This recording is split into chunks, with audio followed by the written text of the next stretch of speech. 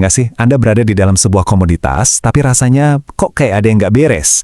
Mungkin nggak kelihatan, tapi ada perpecahan yang terasa banget. Nah, hari ini kita bakal bedah pertanyaan tajam itu. Apa kita ini beneran satu dalam tujuan, atau jangan-jangan kita terpecah belah sama ambisi masing-masing? Kita akan pakai teks dari kitab Galatia, tapi bukan buat pelajaran sejarah ya, melainkan sebagai cermin buat melihat kondisi kita sekarang. Nah, ini dia pertanyaan utamanya. Langsung ke jantung masalah. Ini konflik inti yang mau kita urai. Apakah iman itu beneran nyatuin kita, atau justru ambisi pribadi kita yang diam-diam malah bikin kita pecah dari dalam? Soalnya sering banget kan, tempat yang harusnya jadi sumber persatuan malah berubah jadi semacam arena, tempat di mana kubu-kubu terbentuk dan perbedaan yang tadinya kecil jadi tembok raksasa yang misahin kita. Dan pemicunya, seringkali itu yang namanya ego rohani. Itu loh perasaan halus yang bilang, kayaknya cara gue lebih benar, atau jabatan gue kan lebih tinggi. Perasaan yang bikin kita merasa sedikit lebih penting dari yang lain.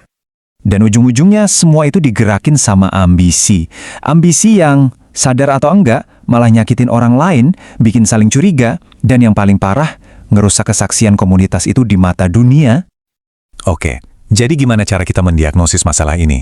Nah, kita akan ngaca, pakai kitab Galatia ini. Sekali lagi bukan buat lihat masa lalu, tapi buat dengan jujur lihat luka-luka yang mungkin aja ada di komunitas kita hari ini. Dari teks ini kita bisa identifikasi ada 4 gejala utama dari perpecahan. Yuk kita periksa satu persatu dan coba jujur. Jangan-jangan kita kenal banget sama tanda-tanda ini di sekitar kita?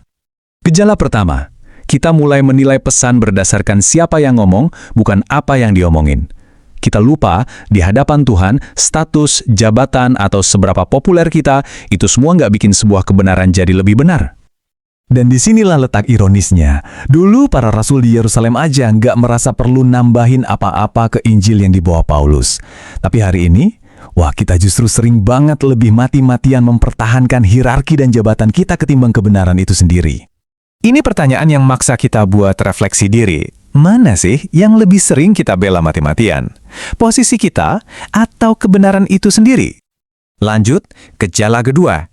Ini terjadi waktu kita lebih fokus sama metode daripada misinya. Lihat deh Paulus sama Petrus.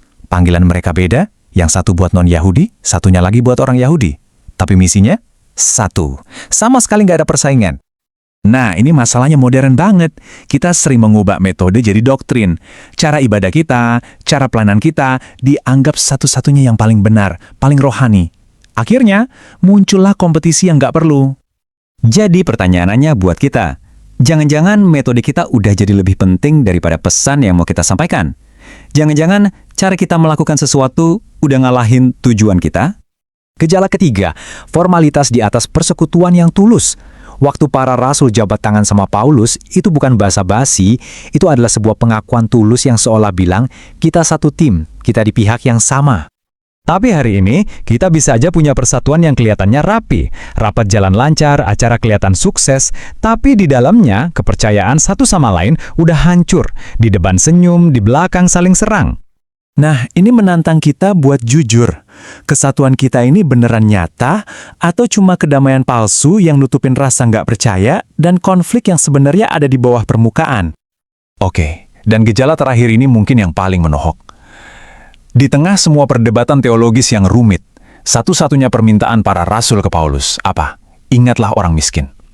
Ini bukan sekedar tugas tambahan ya. Ini adalah buah dari Injil yang sejati.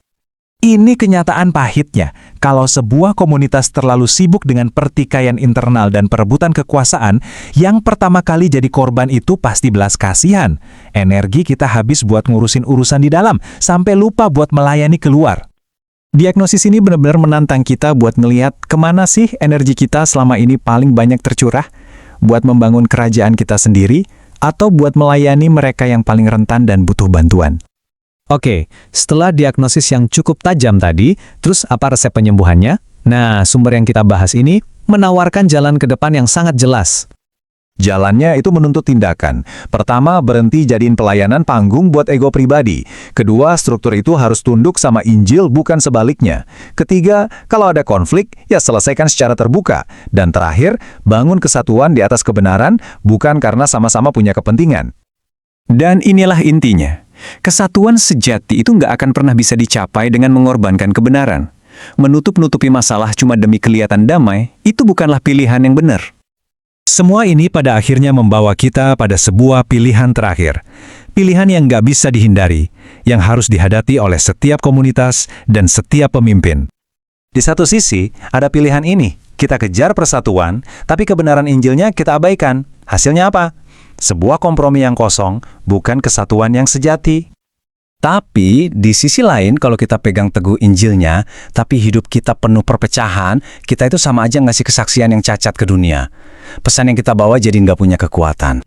Jadi, pertanyaan terakhir ini saya tinggalkan untuk kita semua renungkan di komunitas kita masing-masing. Pada akhirnya, kekuatan apa sih yang lebih dominan di sana? Apakah Injil yang benar-benar mempersatukan atau jangan-jangan ambisi yang diam-diam memecah belah?